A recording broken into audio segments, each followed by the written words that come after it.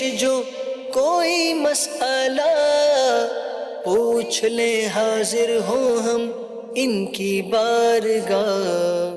الحمدللہ رب العالمین والصلاة والسلام علی سید المرسلین، اما بعد فاعوذ باللہ من الشیطان الرجیم، بسم اللہ الرحمن الرحیم، الصلاة والسلام علیک یا رسول اللہ وعلی آلک واصحابک یا حبیب اللہ، الصلاة والسلام علیک یا نبی اللہ وعلی آلک واصحابک یا نور اللہ۔ مدنی چینل کے ناظرین، پروگرام دارالافتاء اہل سنت لے کر آپ کی خدمت میں حاضر ہیں۔ اللہ رب العالمین ہم سب کے علم میں برکتیں عطا فرمائے۔ آج کے ہمارے مہمان مفتی محمد کفیل رضا عطاری ہیں، ان کو بھی خوش آمدید کہتے ہیں۔ جزاک اللہ خیر۔ الحمدللہ علی کل حال، آپ کیسے ہیں؟ اللہ کا شکر الحمدللہ۔ ابتداً درود پاک کی فضیلت ہمارے پیارے رسول صلی اللہ علیہ وآلہ وسلم کا فرمان عصمت علی شان ہے کہ جو شخص ایک دن میں 50 مرتبہ مجھ پر درود بھیجے، قیامت کے دن میں اس کے ساتھ مصافحہ فرماؤں۔ سبحان اللہ۔ نبی رحمت صلی اللہ علیہ وآلہ وسلم کی مبارک ہاتھ جس آدمی کے ساتھ، جس امتی کے ساتھ مس ہو جائیں گے، اللہ کی رحمت سے ضرور داخل جنت ہوگا۔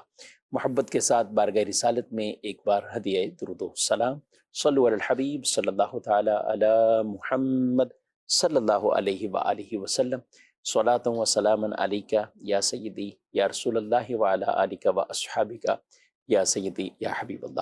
ہمارے پاس کچھ ویڈیو سوالات ہیں، تو دیکھتے ہیں ناظرین کیا پوچھا جائے۔ میں جامعۃ المدینہ جدوئی کا طالب علم ہوں، اور میرا مفتی صاحب کی بارگاہ میں یہ سوال عرض ہے کہ اگر کوئی بندہ فرضوں کی پہلی دوسری رکعت میں اور سنت اور وتر کی ہر رکعت میں سورۃ فاتحہ کے بعد سورت ملانا بھول جائے اور رکوع کے اندر چلا جائے تو اس کا کیا حکم ہے؟ رحمت بھائی ارشاد فرما دیجئے۔ جی بسم اللہ الرحمن الرحیم۔ فرضوں کی آخری 2 رکعت کے علاوہ بقیہ تمام رکعات میں، چاہے وہ سنت ہوں یا نوافل ہوں یا جو ہے وہ فرض ہوں، سورہ فاتحہ پڑھنا اور اس کے ساتھ سورت ملانا یا 3 چھوٹی آیات جو ہے وہ ملانا یہ واجب ہے۔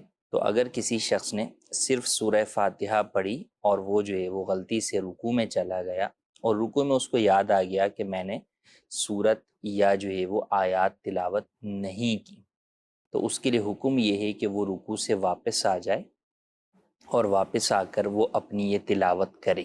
رکوع میں یاد آ گیا، رکوع میں یاد آ گیا تو پلٹ کر واپس آ جائے اور رکوع کے اندر یہ تلاوت کرے، اور پھر دوبارہ رکوع کرے اور پھر سجدہ کرے، اور آخر میں سجدہ سہو بھی کر لے، تو یوں اس کی نماز ادا ہو جائے گی۔ ماشاءاللہ۔ اور اگر کسی کو مطلب یاد ہی نہیں آیا اس دوران اور رکوع بھی کر کے اٹھ گیا ہے، اب یاد آ رہا ہے، جی، اب اگر اسی سے فرضوں کی پہلی رکعت میں سے کسی میں جو ہے وہ اس کو جو ہے وہ بھول گیا، تو بعد والی رکعت جو ہیں وہ ان کے اندر جو ہے وہ تلاوت کر لے، سجدہ سہو بہرحال پھر بھی کرنا ہی ہوگا۔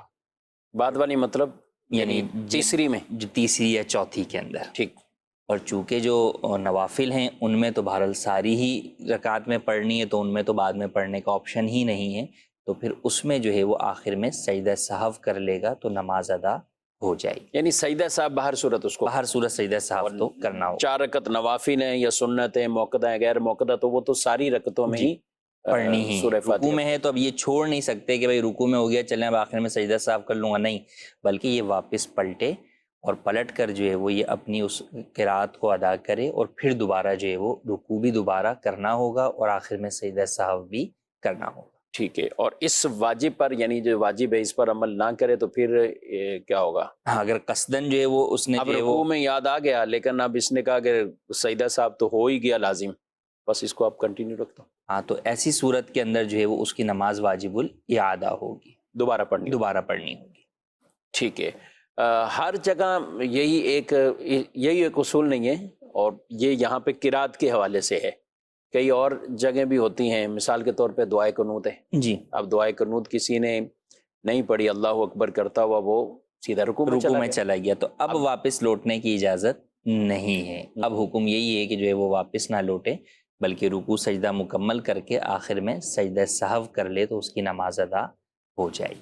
صحیح ہے۔ تو یہ کیا ہے دونوں میں، مطلب ادھر لوٹے ادھر نہیں لوٹے؟ یہاں پر چونکہ جو ہے وہ وہاں پر جو لوٹ رہا ہے وہ گویا کہ فرض قرات کی طرف ہی جو ہے وہ اس کا لوٹنا ہے، تو لہٰذا وہاں پر جو ہے وہ لوٹنے کا ہی حکم ہوگا، جبکہ یہاں پر جو ہے وہ دعائے قنوت واجب ہے، رکوع جو ہے وہ فرض ہے، تو فرض سے واجب کی طرف جو ہے وہ لوٹنے کی اجازت نہیں ہے، بلکہ وہ آگے اس کو کنٹینیو کرے گا اور آخر میں جو واجب چھوٹ گیا اس کی تلافی کے لیے سجدہ سہو کر کے نماز کو ہر قسم کی جو ہے وہ کراہت سے پاک کر لے گا۔ ٹھیک ہے، ماشاءاللہ۔ تو یہ ناظرین کرام، جب ہم مسائل کو، احکامات کو سیکھیں گے، ایک نماز یہ، لیکن نماز کے اندر کتنے مسائل ہیں۔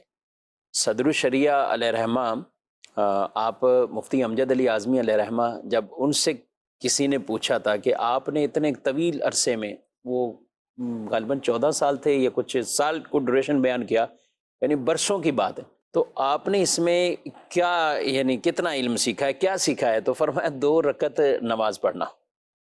2 رکعت نماز پڑھنا اتنے طویل عرصے میں، تو آرام سے آدمی پڑھ لے اس میں۔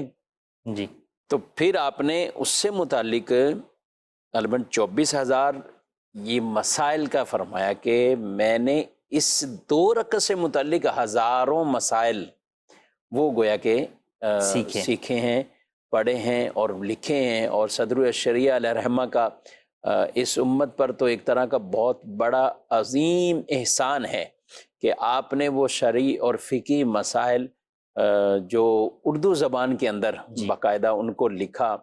آپ کیا کہتے ہیں کہ یعنی اس کتاب بہار شریعت، جی، جو کہ واقعی ایک علماء کے لیے بھی اور مفتین کرام بھی، ہر لائبریری کی زینت ہے یہ کتاب، جی، اور کتنے ایڈیشن سے یہ چھپتی ہوئی آ رہی ہے، مختلف طریقے سے چھاپی، پھر اس سے کام، پھر اس پر کام، اور الحمدللہ جو دعوت اسلامی کے مکتبۃ المدینہ سے اور یہ المدینۃ العلمیہ سے باقاعدہ جو تخریج کے ساتھ پھر اس کو شائع کیا گیا، پھر 6 جلدوں میں اس کو شائع کیا گیا، تو اس کا حسن اپنا حسن ہے، اس میں خوبیاں اپنی خوبیاں ہیں۔ کیا فرماتے ہیں؟ بہار شریعت یعنی کتاب واقعی ایسی ہے کہ اس دور میں جب آپ نے لکھی تو لکھا ہوا یہ شروع میں جو ہے وہ مقدمے میں کہ یہ جو ہے وہ عوام الناس کے لیے جو ہے وہ لکھی ہے، کہ عام فہم جو ہے وہ انداز کے اندر اردو کے اندر جو ہے وہ ایک کتاب جو کہ مفتہ بھی اقوال کے اوپر، کیونکہ جو دیگر بڑی کتب ہیں ان کے اندر اقوال مختلف موجود ہوتے ہیں کہ جناب فلاں امام نے یہ فرمایا، فلاں امام نے اس معاملے میں یہ فرمایا، لیکن اب ایک عام آدمی نے عمل کس پہ کرنا ہے، کس پہ کرنا، کون سا وہ قول ہے کہ جو مفتہ بھی ہے کہ اس پر فتویٰ دیا جاتا ہے کہ جناب اب اس کے اوپر آپ اس کو فالو کریں، صحیح، تو اس کا انتخاب کرنا یہ بہرحال جو ہے مفتیان دین کا جو ہے وہ منصب ہوتا ہے، جو بڑی تحقیق اور تنقیح کے بعد جو ہے وہ اس کو جو ہے وہ اخذ کرتے ہیں اصول افتاء کی روشنی کے اندر۔ تو صدر الشریعہ نے اس کو جو ہے وہ مفتہ بھی نہ صرف اقوال بلکہ جو ہے وہ اردو کے اندر اس کو جو ہے وہ آسان الفاظ میں، آسان پیرائی کے اندر جو ہے وہ مرتب کیا،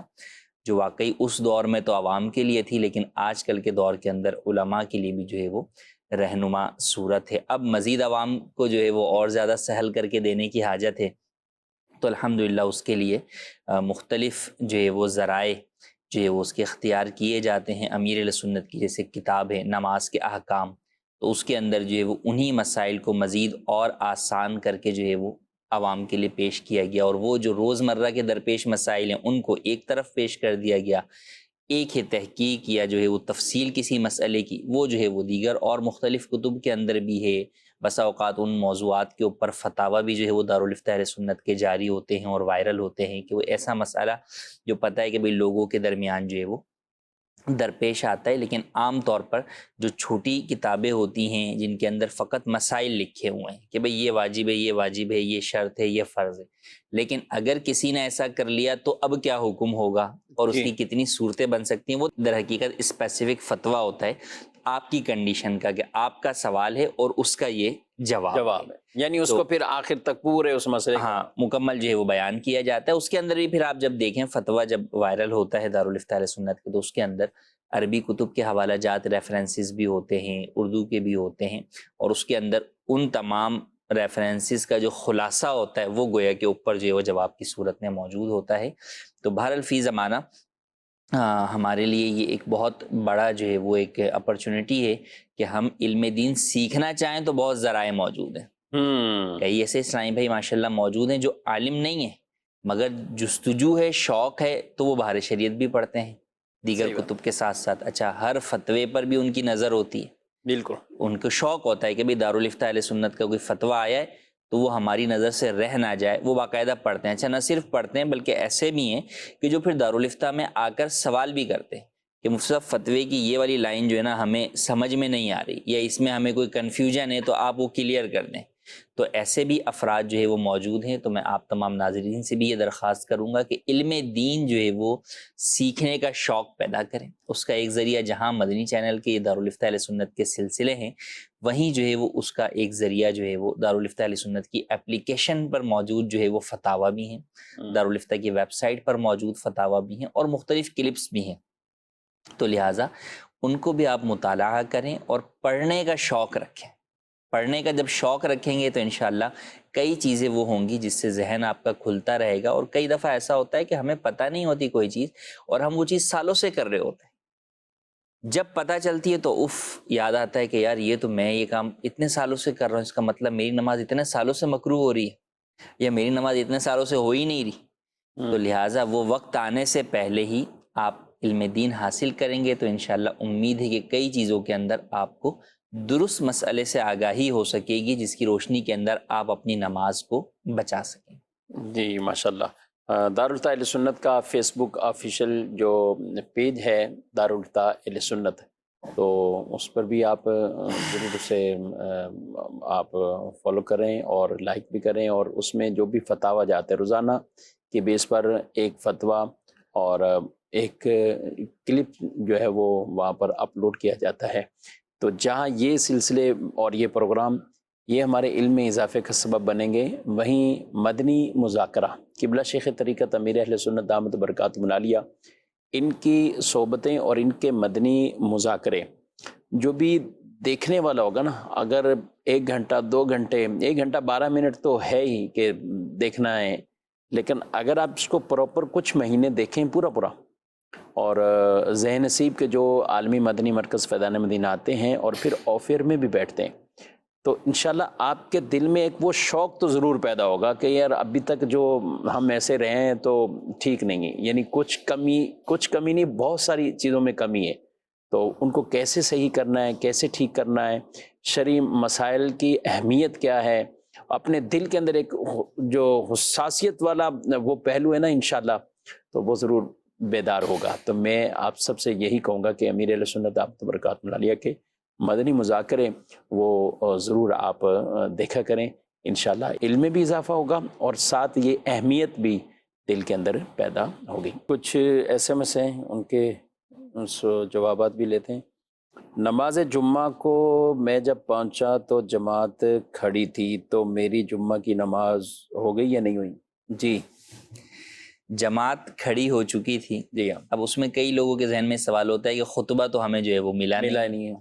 تو اگرچہ یہ چیز جو ہے وہ درست نہیں ہے، ہمیں جو ہے وہ خطبے سے پہلے بلکہ بیان سے پہلے ہی جو ہے وہ حاضر ہو جانا چاہیے تاکہ بیان بھی سنیں اور خطبے میں بھی شامل ہوں. لیکن اگر کوئی شخص جو ہے وہ ایسے وقت آیا کہ خطبہ ادا ہو گیا تھا اور جماعت بھی قائم ہو گئی یا 1 رکعت بھی جو ہے وہ نکل گئی، تو بہرحال امام کے سلام سے پہلے جب وہ نیت کر کے امام کے ساتھ قعدے میں شامل ہو جائے گا تو اس کو جمعہ جو ہے وہ مل جائے گا. ہاں، جو جلد آنے کی فضیلتیں ہیں ان سے محرومی بہرحال جو ہے وہ اس کو ہوگی، لیکن بہرحال اس کا جمعہ ادا ہو جائے گا. جمعہ ادا ہو جائے گا. عادت بالکل ایسی نہیں بنانی چاہیے نا کہ یہ آپ کی روٹین ایسی بن گئی کہ خطبہ آپ جی، کئی لوگ جو ہے وہ بسا اوقات کام کاج کی صورت میں اس چیز کو اختیار کر لیتے ہیں، تو ایسا کرنا بہرحال درست نہیں ہے. جیسا کہ وہ احادیث میں آیا کہ فرشتے جو ہے وہ لکھتے ہیں اس شخص کو، اور پھر جب خطبہ شروع ہوتا ہے تو وہ جو ہے وہ اپنے صحیفے جو ہے وہ لپیٹ دیتے ہیں. تو بہرحال جو ہے وہ اس کے اندر انسان کے لیے بہت بڑے جو ہے وہ ثواب سے محرومی ہے. تو اس اپنے عمل سے بچنا چاہیے. نہ صرف عربی خطبہ بلکہ جو اردو خطبہ ہے اس میں بھی شامل ہونا چاہیے تاکہ جو وہ بیان سنیں. اچھا، ایسے وقت کے اندر کئی دفعہ ایسا ہوتا ہے مصعب کہ لوگ سوال جب کرتے ہیں دارالفتہ میں آ کے طلاق کا مسئلہ یا اور کچھ، تو اس میں جب یہ پتہ چلتا ہے کہ بھئی یہ کام ہو گیا، بھئی ہمیں کسی نے بتایا ہی نہیں، ہمارے مولانا صاحب نے بتایا ہی نہیں، جمعے میں بھی کبھی نہیں ہوتا. ٹھیک ہے، تو بھئی آپ جمعے میں گئے کب ہیں؟ یا آپ نے جمعے کے خطبے سنے کتنی دفعہ غور سے. صحیح بات. تو کئی دفعہ لوگ اس طریقے سے اس وقت چونکہ جذبات میں ہوتے ہیں، غصے میں ہوتے ہیں، تو وہ یہی کہہ رہے ہوتے ہیں کہ بھائی یہ آپ باتیں اب آج بتا رہے ہیں، یہ بات تو جو ہے نا وہ اماموں کو بتانی چاہیے، اور وہ یعنی وہ غصہ بھی علماء پہ نکالنا ہے. وہ انہیں پہ نکال رہے ہوتے ہیں. تو اس وقت یہ بات آتی ہے کہ بھائی آپ نے کتنے جمعے جو ہے وہ پہلے سے آپ حاضر ہو گئے کہ جناب جس وقت بیان شروع ہوا اس وقت سے آپ حاضر ہوں. تو یہ ہمارا ایک رویہ بعض لوگوں کا ہے کہ وہ اپنا قصور دوسروں پر ڈال رہے ہوتے ہیں اور اپنے قصور کو جو ہے وہ اس کا اعتراف نہیں کر رہے ہوتے. تو بہرحال جمعے کے اندر جو لوگ جاتے ہیں، اچھا جاتے کون ہیں؟ عموماً بوڑھے لوگ جو ہے وہ جا رہے ہوتے ہیں، یا وہ پہلے سے جو ہے وہ بیٹھے ہوئے ہوتے ہیں. ایک عام عوام جو کہ نوجوانوں کی ہے یا جوانوں کی ہے، وہ جو ہے وہ نہیں جاتے، یا جاتے بھی ہیں تو بالکل آخر وقت کے اندر گئے، وہاں جا کے اس وقت بیان ہو رہا ہے تو وہ سنتیں پڑھنا شروع ہو گئے. تو بہرحال آپ بیانات میں بھی شامل ہوں، نہ صرف جو ہے وہ جمعے کے بیان میں، ہفتہ وار اجتماع میں بھی شرکت کریں گے تو انشاءاللہ بہت سارا علم دین جو ہے وہ حاصل ہوگا اور اس کی برکتیں بھی نصیب. ٹھیک ہے. مجھے تو ایک کہنے لگا کہ جب ان کے طلاق کا کیس ہوا، گھر میں معاملہ ہوگا، نہیں جو مولانا صاحب نکاح پڑھانے آئے تھے انہوں نے اس وقت کیوں نہیں بتایا؟ بھائی اگر وہ اس وقت بتاتے تم ہی کھڑے ہو جاتے کہ آج نکاح پڑھو، آج تم ہمیں طلاق کی باتیں کر رہے ہو یار کہ یہ یوں ہے. تو پھر بھی آپ یہی کہتے ہیں کہ آپ آج طلاق کی بات کر رہے ہیں. دوسری بات یعنی وہ بڑے جذبات میں تھے، یعنی کہ آپ وہ نکاح بھی پڑھانے آئے تھے، ہم نے ان کو پیسے بھی دیے تھے. بھئی آپ نے نکاح کی فیس دی ہوگی ان کو، آپ نے نکاح کی فیس دی ہے، جو کچھ ان کو دیا، کوئی طلاق کے مسائل سیکھنے کے تھوڑی پیسے دیے تھے آپ نے، یا اس وقت وہ موقع ہی نہیں ہے طلاق کے مسائل سیکھنے. جب آپ نکاح کی طرف بڑھ رہے ہیں تو ظاہر ہے اب آپ کو شرعی طور پر نکاح کے احکامات بھی سیکھنے ہیں کہ میرے اوپر نکاح کرنے کے بعد کیا کیا چیزیں لازمہ تھیں. یہ میاں کے لیے بھی، شوہر کے لیے بھی، بیوی کے لیے بھی ہے. تو یہی تو وہ موقع ہیں کہ جب جو علم اسے سیکھنا ضروری ہو جائے. اب ایک عام بچہ ہے، مطلب 14 سال کا ہے، 15 سال کا ہے، نارمل میٹرک میں پڑھ رہا ہے، حفظ کر رہا ہے، درس نامی کر رہا ہے، نارمل اپنی تعلیم میں ہے. تو اب ہم اس کو فی الفور تو یہ نہیں کہیں گے کہ ابھی یہ سارے کے سارے طلاق کے بھی مسائل سیکھ لے، بیوی کے ساتھ کیا احتیاطیں ہیں یہ وہ سیکھ لے، یا ایسی لڑکی کو کہیں شوہر کی احتیاطیں یہ ساری ابھی کے ابھی سیکھ لیں. علم دین ہے، جب بھی سیکھے سیکھتا رہنا چاہیے. لیکن جب کوئی شخص اب نکاح کر رہا ہے تو یہ والدین کی بھی ایک ذمہ داری بنتی ہے کہ کم از کم اس کو اب اس طرح متوجہ کریں. اچھا شادی پہ کفیل صاحب عام طور پہ ایک ساتھ وہ کیا اس کو فرینڈ بنایا جاتا ہے جی، یہ اس کو تھوڑا گائیڈ کرے گا کیا کرنا ہے، اب کیا اس کی ڈیوٹی ہے، کیا ذمہ داریاں ہیں اس کی، اور وہ ساتھ اس کو ایک اٹیچ کر دیا جاتا ہے. ہر جگہ نہیں ہوتا لیکن بعض جگہوں پہ یہ باقاعدہ، اور میرے خیال بڑے شہروں میں کراچی میں تو ہے ہی اس طرح کا کہ کوئی نہ کوئی فرینڈ اس کا ساتھ بنایا جاتا ہے. تو اب یہ ہم نے بنا لیا، یہ اپنے طور پہ ہم نے رکھ لیا، اور یہ نہیں کوئی کرتا کہ اس کو اسی آدمی کو یہ کوئی نکاح سے 8 دن 10 دن پہلے باقاعدہ تھوڑا سا کوئی وقت نکال کر، اور اب تو اتنے کوئی مشکل معاملات بھی نہیں ہیں، آپ یہ وقت بھی نہیں ہے تو کم از کم آپ یوٹیوب چینل پر جا کر فرض علوم دارالتاہل سنت کے جو مدنی چینل پر ہی پیش کیا گیا ہے، اسی طرح دارالتاہل سنت کی اپلیکیشن بھی ہے، ویب سائٹ پر بھی ہے. آدمی کوئی بھی لیکچر سننا چاہے تو آرام سے سن سکتا ہے. تو آپ وہ لیکچر جا کے ایک مرتبہ وہ تو سنیں. جب ہم کہیں پلاننگ کرتے ہیں نا کہیں گھومنے جانے کی، تو آج کل چونکہ نیٹ کے اوپر سب کچھ موجود ہے تو سب سے پہلے اس جگہ کو ایکسپلور کرنا شروع کرتے ہیں کہ یار وہاں کس جگہ کیا کھانا ہے، وہاں کھانے کی فیمس ڈشز کیا ہیں، یا گھومنے کی جگہ کون سی ہے. تو بھئی اسی طریقے سے ایک آپ 2 4 دن 8 دن 10 دن کے سفر پر جانے کے لیے اتنا کچھ کر رہے ہیں، تو جو آپ ایک اپنی نئی زندگی کا آغاز کر رہے ہیں ایک شریک سفر کے ساتھ، شریک حیات کے ساتھ، تو اس زندگی کے سفر سے پہلے بھی یقیناً آپ کو یہ جاننا چاہیے کہ بھئی اس رستے کے اندر یا اس سفر کے اندر جو ہے وہ پرخار جو ہے وہ گھاٹیاں کون سی ہیں جن سے جو ہے وہ اپنا دامن بچاتے ہوئے جو ہے وہ چلنا ہے، اور کہاں کہاں کیا امور سر انجام دینے ہیں.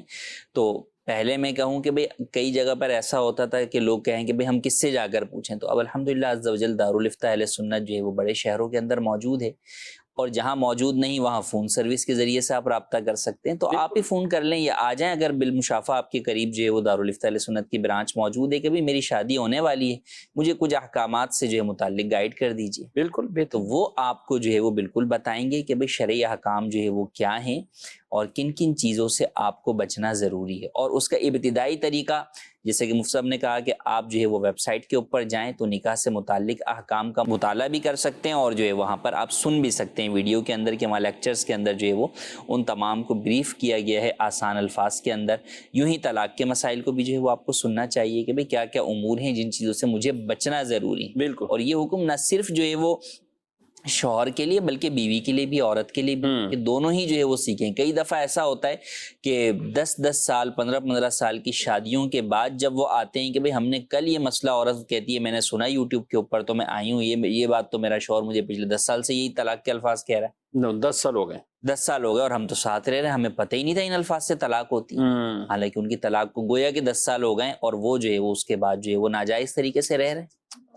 تو یہ چیزیں پہلے سیکھنا جاننا ضروری ہیں. اور آپ نے کہا والدین، تو والدین کو عموماً اس چیز کی پرواہ کہاں ہوتی ہے نا، ان کو اس بات کا علم ہوتا ہے. یہ بھی ہے. تو یہ بات یہ ہے کہ جس طرح آج ہم ہر چیز کے اندر یہ کہتے ہیں کہ بھئی ہم جا رہے ہیں تو ہم چیزوں کو بارے میں جانیں، تو لہٰذا اس سفر پر بھی جانے سے پہلے آپ اس سے متعلق جو ہے وہ احکام شریعت جو ہے وہ جانیں اور اس کو سیکھیں سمجھیں. جو کنفیوژن ہے اسے مفتیان کرام سے ملاقات کر کے دور کریں تاکہ اگلی زندگی آپ کی جو ہے وہ پرسکون طریقے سے اور جو ہے وہ شریعت مطہرہ کے بتائے ہوئے طریقہ کار کے مطابق جو ہے وہ آپ گزار سکیں. ہاں، تو اس طرح کے الفاظ ایسے جذبات میں بول کے یا فارم آ گیا دستخط کر دیا، وکیل نے کہا تھا فلاں جگہ سے مجھے یہ پتہ چلا تھا کہ بھی آپ ڈرانے کے لیے سائن کر دو. بھائی کیا ڈرانے کے لیے؟ آپ نے سارا کچھ لکھا ہوا تھا، سائن کر دیا آپ نے. اچھا سائن کرتے ہیں، بعد بھیج دیتے ہیں، پھر وہ ہمارے پاس صرف یہی باتیں کفیل صاحب لے کے آ رہے ہوتے ہیں کہ ابھی انہوں نے پڑھا نہیں ہے، ان تک یہ نہیں ہوا، وہ نہیں ہوا.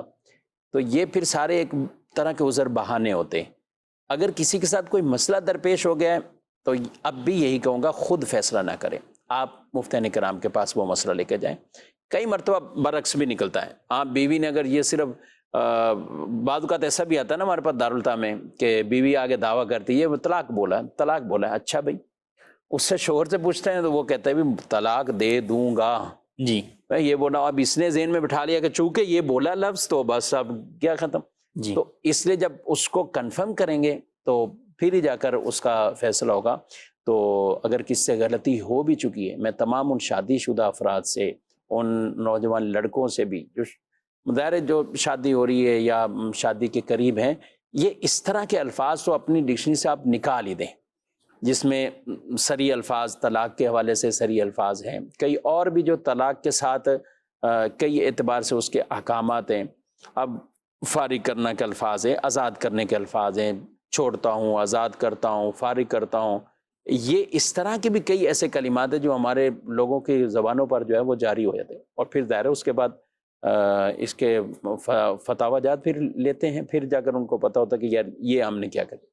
تو اس لیے ان الفاظ کو، یہ جو ملتے جلتے ہیں اس سے طلاق اور اس سے جو ملتے جلتے ہیں جن میں کئی اعتبار سے طلاق کے جو احکامات ہوتے ہیں، تو اس کو تو بالکل ہی آپ اپنی زبان پہ لائیں نہیں، اس کو نکال دیں. مرد ہیں، اللہ پاک نے مرد کو یہ طلاق کا اختیار دیا ہے اور اس کی حکمتوں میں یہ بیان کیا گیا کہ مرد وہ زیادہ صبر کرنے والا ہوتا ہے، وہ بردبار ہوتا ہے، وہ ایسا جذباتی نہیں ہوتا کہ ٹھک کر کے جو ہے نا وہ جی چھوٹی چھوٹی باتوں پر چائے گرم نہیں ہے تو سالن گرم نہیں ہے تو کھانا نہیں ہے تو یہ بس اس پہ اتنا بڑا فیصلہ کر لیا کہ آپ نے اپنا گھر توڑ دیا. تو ان چیزوں کا ضرور خیال ہمیں رکھنا ہے. مزید سوال؟ میرا سوال یہ ہے کہ جب ایک لڑکی کی ایک عورت کی شادی ہو جاتی ہے تو اس کے مطلب اپنے خاوند اور اولاد کے حقوق پہلے ہیں یا والدین کے حقوق پہلے ہیں، مطلب اس کے بارے میں رہنمائی فرمائیں. جی، والدین یا خاوند؟ عورت کے اوپر جو ہے وہ شوہر کا حق جو ہے وہ بہرحال زیادہ ہے. البتہ بعض حقوق والدین کے بھی باقی رہتے ہیں، ایسا نہیں کہ وہ ختم ہو جاتے ہیں. لیکن اگر حق کے اعتبار سے جو ہے وہ ہم کمپیریزن کی طرف جائیں تو بہرحال عورت کے اوپر جو ہے وہ شوہر کا حق جو ہے وہ سب سے زیادہ ہے. تو لہٰذا شوہر کے حقوق جو ہے وہ ادا کرے. عمومی طور پر بعض لوگ اس جو ہے وہ کمپیریزن کی طرف جا کر اپنا گھر یا جو ہے وہ والدین سے تعلقات خراب کر بیٹھتے ہیں. تو ایسا نہیں کرنا چاہیے. کئی امور کے اندر شریعت نے اگرچہ احکام بیان کر دیے ہیں مگر باہمی رضامندی سے، انڈرسٹینڈنگ سے دونوں کے حقوق کی ادائیگی ممکن ہوتی ہے اور ادا کیے بھی جا سکتے ہیں. تو لہٰذا کمپیریزن کی بحث میں پڑے بغیر چاہیے یہ کہ عورت جو ہے وہ دونوں معاملات کے اندر جو ہے وہ آپس میں جو ہے وہ شوہر کے ساتھ انڈرسٹینڈنگ کرتے ہوئے، اگر والدین سے ملنے جانا ہے تو شوہر کی حقوق کو ادا کر کے جو ہے والدین سے ملنے جو ہے وہ چلی جائے، یا والدین کو راضی کر لے کہ بھئی جو ہے وہ میرے اس طرف گھر کے یہ معاملات ہیں تو لہٰذا اس وجہ سے میں آپ کی طرف نہیں آ سکتی. تو یوں جو ہے وہ بہرحال امور کو لے کر چلنا چاہیے. ہاں حق بہرحال جو ہے وہ شوہر کا زیادہ ہوتا ہے. ٹھیک ہے، بہت بیلنس آپ نے دونوں اعتبار سے، کیونکہ بعض اوقات اسی سے ہی جھگڑا ہوتا ہے کہ اب تمہارا وہ ختم، اب تم نے صرف جی یہی وہ دیکھنا ہے. تو بیوی اپنے ساس سسر کی اور اسی طرح داماد کو بھی اپنے ساس سسر کی جو ہے وہ خبر گیری اور فکر رکھنی چاہیے. وہ خبر گیری اور فکر ظاہر ہے. اچھا جی، سوال ہے، کہتے ہیں کہ موت کے وقت کلمہ عربی میں ہی پڑھنا کافی ہے یا دل میں ترجمہ اور مطلب ہی اس کا ذہن میں ہو، یا صرف عربی کے زبان کلماتی زبان پر آنا؟ عربی ہی ضروری نہیں ہے، اصل تو یہی ہے کہ جو اس کا توحید اور رسالت کا اقرار ہے وہ جو ہے وہ انسان کے دل میں بھی وہ کہہ سکتا ہے، زبان سے بھی جو ہے وہ کہہ سکتا ہے، وہ اپنی مادری زبان میں بھی جو ہے وہ کہہ سکتا ہے. تو اس میں کوئی عربی سے کہنا جو ہے وہ ضروری نہیں ہے. یوں ہی اگر کسی نے نہیں کہا تو اس کے نہ کہنے کی وجہ سے اس کے اوپر معاذ اللہ کوئی حکم کفر وغیرہ جو ہے وہ آپ نہیں لگا سکتے کہ بھئی اس نے جو ہے وہ کلمہ ہی نہیں پڑھا تھا مرتے وقت تو یہ مسلمان نہیں مرا. ایسا نہیں ہے. مسلمان جو ہے وہ جو زندگی میں مسلمان تھا تو بہرحال ہم اسے مسلمان ہی جو ہے وہ سمجھیں گے. ہاں کلمہ اس وقت جو ہے وہ زبان سے نکلنا یہ بہرحال جو ہے وہ ایک بہت اچھی جو ہے وہ علامت ہے، ایک اچھی بات ہے کہ بھئی اس شخص کا ایمان پر اس طرح خاتمہ ہوا کہ بہرحال آخری وقت میں بھی اس کی زبان کے اوپر جو ہے وہ الفاظ جو ہے وہ توحید و رسالت جاری ہوئے. اچھا جی، طارق قادری صاحب ہیں، یہ کہہ رہے ہیں کہ جو ہمارے مختلف یونیفارم ہوتے ہیں، پولیس کے، سیکورٹی گارڈ کے یا ٹریفک سوٹ ہوتے ہیں، تو ان یونیفارم میں نماز پڑھ سکتے ہیں؟ ان یونیفارم کے اندر نماز تو پڑھ سکتے ہیں، البتہ اس میں یہ دیکھ لیں کہ کسی یونیفارم میں تصویر نہ ہو.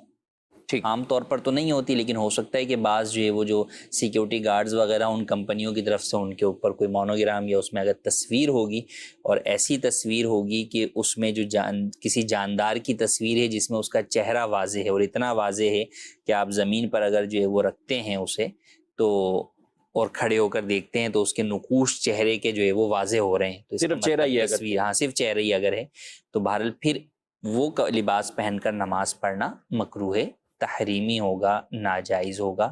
تو لہٰذا اگر ایسا نہیں ہے تو بہرحال جو ہے وہ آپ جو ہے وہ نماز ادا کر سکتے ہیں. یعنی وہ پینٹ شرٹ ہی ہوتی ہے زیادہ سے زیادہ، تو اس کے اندر نماز ادا کر سکتے ہیں. بعض سیکیورٹی گارڈز میں جو ہے وہ ٹی شرٹ جو ہے وہ ہوتی ہے، تو اگر ٹی شرٹ بھی ہے تو اس کے اندر بھی نماز ہو جائے گی، نماز پڑھ سکتے ہیں. اچھا، کچھ یعنی اس کو عذر بنا کے یہ نہیں کہ آپ نماز ہی نماز نہیں، کہ میں یونیفارم میں ہوں، میں اس طرح ہوں، تو نماز تو آپ پڑھ سکتے ہیں. اچھا، کچھ لوگ ایسے ہوتے ہیں کہ جن کی کوئی تصویر واضح ہوتی ہے، عام طور پہ کوئی شرٹوں پر گھوڑے کی بنی ہوئی ہے، شیر کی بنی ہوئی ہے، اس طرح کی بھی کچھ ہوتی ہیں، تو اس میں کیا، یعنی لوگ دیکھ کے تو کہیں گے یار گھوڑا بنا ہوا ہے، لیکن ہم اگر اس کو غور کریں گے تو وہ ایک، اب اس کو کیا کہیں، گھوڑا ہی ہوگا، مطلب بظاہر اپنے اصل ہے کہ چہرہ واضح ہونا. اگر اس کی آؤٹ لائن جو ہے وہ بنی ہوئی ہے گھوڑا، دور سے وہ یوں لگ رہا ہے کہ بھئی گھوڑے کی شبیہ ہے وہ، لیکن چہرہ واضح نہیں. چہرے میں کیا ہوگا کہ بھئی جو آنکھ، کان، ناک وغیرہ جو ہے وہ واضح ہو رہے ہیں. تو اگر یہ چیزیں واضح نہیں ہیں تو بہرحال اس کی وجہ سے ہم جو ہے وہ نماز پڑھنے سے منع نہیں کر سکتے، اگرچہ اس سے بھی بچنا ہی چاہیے. لیکن عام لوگ یہی سمجھتے ہیں. ہاں اگر چہرے کے نقوش بھی واضح ہیں تو بہرحال نماز مکروہ تحریمی ہوگی اس کے ساتھ. اگر چہرے کے نقوش واضح نہیں ہیں، فقط جو ہے وہ آؤٹ لائن بنی ہوئی ہے یا وہ اتنا چھوٹا ہے کہ اگر آپ زمین پہ رکھیں گے تو اب اس کے نقوش نظر ہی نہیں آئیں گے، آپ اسے زوم کر کے دیکھ رہے ہیں تو جناب جو ہے وہ تصویر میں تو نظر آ رہا ہے جب زوم آپ ان کر رہے ہیں آپ، لیکن آپ ویسے جو ہے وہ تصویر پرنٹ کی صورت میں ہوگی تو اس میں چہرے کے نقوش واضح نہیں ہوں گے، تو اس میں نماز جو ہے وہ ہو جائے گی. اس میں نماز ہو جائے گی. اچھا، اس پرندوں کی بھی ہے، بعض کی مختلف لوگوں کی شرٹوں پر ہونی نہیں چاہیے، ہم اس کی کوئی پذیرائی نہیں کر رہی ہے، بالکل آپ شرٹیں، آپ نماز پڑھنی، اللہ پاک نے توفیق بخشی ہوئی ہے اور اللہ اس پر استقامت دے. اس طرح کی چیزوں سے اپنے آپ کو باہر نکالیں. کفیل صاحب، اب یہ ہوتا ہے کہ تصویر تو ہے، اب نماز کا بھی ٹائم ہے، ٹھیک ہے، اب یہ مارکیٹ میں آ چکا ہے، شرٹ ہے پہن کے وہی آ گیا، اس میں تو اس کو کیا کوئی ایک مشورہ دیں یا اس کو کچھ چھپا لے، کوئی ایسی ٹیپ لگا لے، کچھ لگا دیں؟ ایک نے میں باقاعدہ وہ میرے پاس آئے تھے، میں نے اللہ کے ان سے کہا کہ آپ یہ اتار کے مجھے دکھائیں یہ کیا ہے، یہ اس کے نیچے ہے کیا تصویر؟ وہ واقعی جانور کی جو آپ کہہ رہے ہیں وہ اس درجے کی نہیں تھی کہ نماز کے لیے ممانعت والی بات ہوتی، لیکن یہ کہہ رہا ہوں کہ جو کام کرتا ہے پھر اس کے اندر جذبہ ہے تو جذبہ خود ہی کچھ رہنمائی کر دیتا تھا۔ اب اس نے ایسے ہی ایک پرچہ لیا ہوا تھا اور وہ پرچہ لگایا ہوا تھا اور سائڈوں پر ٹیپ لگائی ہوئی تھی، تو یوں کر کے تو چھپا لی تصویر ہے۔ جی اب کسی نے چاہے اوپر سے چادر لے لی، کوئی اور شرٹ پہن لی، قمیض پہن لی، کچھ بھی کر لیا تو چھپ گئی۔ اب چھپ گئی تو پھر نماز جو ہے وہ ہو جائے گی، اور اس میں یہی کرنا چاہیے کہ جو ہے وہ آپ یا تو کوئی دوسری شرٹ جو ہے وہ اپنے ساتھ جو ہے وہ رکھ لیں، اور وہ جو ہے وہ آپ نماز کے وقت جو ہے وہ پہن لیں، یا کسی بھی طریقے سے اس کو جو ہے وہ چھپا لیں، تو پھر جو ہے وہ نماز ادا ہو جائے گی۔ جی مزید سوال۔ محمد بلال اکرم اتاری، فیضان مدینہ فروز والا شادرہ لاہور سے مدنی قافلے میں یہاں تشریف لایا ہوں۔ میرا مفتی صاحب سے سوال ہے کہ جب ہم مدنی قافلوں میں سفر کرتے ہیں تو کچھ نمازیں ہمیں گاڑی رکنے کی وجہ سے بآسانی ہم ادا کر لیتے ہیں جماعت کے ساتھ، تو کچھ نمازیں ایسی ہوتی ہیں جو گاڑی نہ رکنے کی وجہ سے ہمیں گاڑی کے اندر ادا کرنی پڑتی ہیں، تو پھر وہ ہمیں دوبارہ نمازوں کو دہرانا کیوں ضروری ہے؟ رہنمائی فرمائی دی جائے۔ جی نماز کے اندر آپ جو فرض نماز ہے یا واجب وتر ہے اور سنت فجر ہے، یہ نماز جب آپ پڑھ رہے ہیں تو کم از کم یہ ضروری ہے کہ آپ جس جگہ پر نماز پڑھ رہے ہیں وہ ٹھہری ہوئی ہو، وہ جو ہے وہ موو نہ کر رہی ہو، ہل نہ رہی ہو، وہ استقرار ہو۔ ہاں، استقرار ایک فقہی اصطلاح ہے، آسان لفظوں میں یہ سمجھیں کہ وہ ٹھہری ہوئی ہو۔ ٹھیک۔ تو لہٰذا آپ ٹرین کے اندر جب سفر کر رہے ہیں تو ٹرین کو استقرار نہیں ہے، وہ ٹھہری ہوئی نہیں ہے، وہ چل رہی ہے، تو اب اس پہ نماز پڑھنا، یہ نمازیں پڑھنا جائز نہیں ہے۔ ہاں، سنن و نوافل جو ہے وہ آپ ادا کر سکتے ہیں، لیکن سنت فجر، فرض نمازیں اور وتر واجب یہ نہیں پڑھ سکتے۔ اب جب نماز کا وقت جا رہا ہے اور ٹرین رک نہیں رہی، تو اب آخر وقت میں نماز کو قضا ہونے سے بچانے کے لیے آپ ادا کر لیں گے، مگر چونکہ ایک بنیادی شرط نہیں پائی گئی تو لہٰذا اس لیے وہ جو آپ نے اس وقت ادا کی وہ اس لیے ہے کہ رب تعالیٰ کی بارگاہ میں گویا کہ جو آپ کی حاضری کا وقت ہے اس میں جو ہے وہ غیر حاضری نہ ہو، وہ آپ کی نماز قضا ہونے کا گناہ آپ کے اوپر نہ ہو، تو لہٰذا اس اعتبار سے وہ فرض گویا کہ جو ہے وہ ادا ہو جاتا ہے، مگر ایک شرط نہ پائی گئی تو اس اعتبار سے بہرحال وہ نماز واجب الاعادہ ہوتی ہے، تو اس لیے اس نماز کو دہرانا ہوتا ہے۔ اگر آپ نے سنت فجر کے علاوہ کوئی اور سنتیں یا نوافل جو ہے وہ پڑھے اور وہ باقاعدہ کھڑے ہو کر ہی جو ہے وہ پڑھیں، یا زمین پر بیٹھ کر پڑھیں، یا سیٹ پر بھی بیٹھ کر پڑھیں اور قبلہ رخ کی طرف جو ہے وہ پڑھے ہیں، تو اسی صورت کے اندر جو ہے وہ آپ کی ان نمازوں کو دہرانے کی حاجت سنن و نوافل کو نہیں ہے۔ لیکن فرض، سنت فجر اور وتر کے اندر ایسا ہوا تو بہرحال ان کو جو ہے وہ آپ کو دہرانا ہوگا، اور اس میں بہرحال قافلے کے اندر جب یہ سفر کرتے ہیں تو اس کے اندر عمومی طور پر تو ایسا ہی ہوتا ہے کہ ہماری پوری بسیں یا جو ہے وہ اس طرح کا انتظام ہو جاتا ہے، تو وہاں پر نماز کے لیے رک ہی جاتی ہیں یا روک لی جاتی ہیں۔ کہیں ایسا ہو سکتا ہے کہ جیسے ٹرین ہے اور پوری ٹرین ہماری نہیں ہے تو اب اس کے اندر بس اوقات جو ہے وہ یہ ہو سکتا ہے، تو بہرحال اس کے اندر بھی کوشش ایسے کریں کہ سفر ایسے وقت کے اوپر سفر کے لیے نکلیں کہ آپ کی نماز اس درمیان میں نہ آئے، یا آپ کو پتہ ہو کہ بھئی اس حساب سے ہم نکل رہے ہیں کہ فلاں اسٹیشن کے اوپر جو ہے وہ نماز ادا کر لیں گے، تو یوں نمازوں کا اہتمام کرنا چاہیے۔ بہرحال جب ایسا نہیں ہوگا، آخر وقت میں آپ پڑھیں گے تو اس کو بعد میں آپ کو ریپیٹ کرنا ہوگا۔ ہاں، اب اگر آپ مسافر ہیں اور آپ نے قصر پڑھی تھی تو ریپیٹ بھی آپ کو قصر ہی کرنی ہوگی، 4 ریپیٹ نہیں کرنی ہوں گی، یعنی 2 پڑھی تھی تو 2 ہی آپ کو ریپیٹ کرنی ہوں گی، آپ 4 ریپیٹ نہیں کریں۔ لمبے سفروں میں جو بالکل ملکی طور پر بھی دائرے جو بسوں میں سفر کرتے ہیں یا عام طور پہ ٹرین پہ سفر کرتے ہیں تو نمازیں تو بہرحال اس میں ٹھیک ٹھاک آتی ہیں، کیونکہ ٹرینوں کے کفیل صاحب جو پنجاب کی طرف جانا یا پنجاب سے آنے والی ٹرینیں، ان کے جو آغاز ہیں وہی تقریباً عصر کی نماز کے قریب ہو رہے ہوتے ہیں۔ اچھا، ظاہر ہے یہ شام کے وقت ہی یا کہہ لیں کہ 3 بجے 4 بجے بکثرت جو ٹرینیں ہیں وہ 3 سے لے کر 7 بجے کے درمیان نکلتی ہیں، کیونکہ ان کا جو ایک ہدف ہوتا ہے 18 گھنٹے 20 گھنٹے لاہور سے کراچی پہنچانا اور کراچی والوں کو لاہور پنجاب کی طرف لے کے جانا، تو یہ 18 20 22 گھنٹے اگر یہ اپنے ٹائم پر جاتی ہیں تو ان میں یہی ہوتا ہے کہ کچھ حصہ اس دن کا، پھر رات، اور اگلے دن 10 بجے تک اپنی منزل تک وہ 10-11 بجے تک پہنچ جائیں۔ تو یوں آخری یعنی 3 نمازیں تو یہ ہو گئیں، عصر، مغرب، عشاء، اور پھر آگے صبح فجر کی نماز۔ تو کم از کم اتنے لمبے سفر پر 4 نمازیں یا بعض اوقات 5 نمازیں یہ بیچ میں آ رہی ہوتی، ان کو خیال بہرحال رکھنا ہے۔ اچھا، یہ تو آپ نے بتا دیا کہ ان کو یہ کرنا ہے۔ جہاز میں نماز کے لیے وہ بھی دوبارہ پڑھنی ہے؟ انہوں نے چونکہ سوال گاڑی سے متعلق کیا تھا، اس لیے پھر میں نے جہاز کو نہیں، آپ نے ٹھہراؤ کا بیان کر دیا نا کہ اب ٹھہرا ہے، تو اب جہاز بھی تو یہ انہی چیزوں کے لیے حکم ہے جو زمین کے اوپر ٹھہری ہوئی ہیں، زمین پر ٹھہر سکتی ہیں، چونکہ جہاز جو ہے وہ ٹھہرے گا نہیں، فضا کے اندر ہی رہے گا۔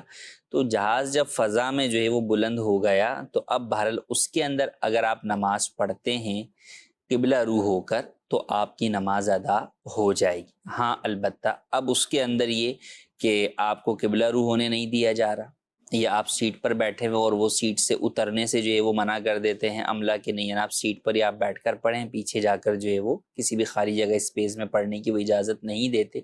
تو اب اس کے اندر کبھی استقبال قبلہ کی شرط فوت ہوگی، یا جو ہے وہ فرض نماز ہے تو اس میں قیام کی شرط جو ہے وہ فوت ہو رہی ہوگی، تو وہ نماز بہرحال جو ہے وہ دوبارہ پڑھنی ہوگی۔ لیکن اگر آپ جہاز کے اندر جو ہے وہ قبلے کی سمت کا تعین کرنے کے بعد فرض نماز جو ہے وہ کھڑے ہو کر جو ہے وہ ادا کر لیتے ہیں تو اس نماز کو دہرانا واجب نہیں ہوگا، وہ نماز بلا کراہت ہو جائے۔ ٹھیک۔ ناظرین کرام، اپنے پروگرام ملاحظہ کیا ہے اور دارالتہ سنت سے مضبوط رہیں انشاءاللہ۔ جو بھی آپ کے اس طرح کے شرعی مسائل ہیں، درپیش مسائل ہیں، تو ان کا دارالتہ سنت آپ کو حل پیش کرتا رہے گا، وہ شرعی مسائل کی طرف آپ کی رہنمائی بھی کرتا رہے گا۔ اللہ پاک ہم سب کو دین کا علم سیکھنے کی توفیق عطا فرمائے اور درست طریقے سے ان احکامات پر عمل پیرا ہونے کی سعادت عطا فرمائے۔ آپ سے اجازت چاہتے ہیں، فی امان اللہ۔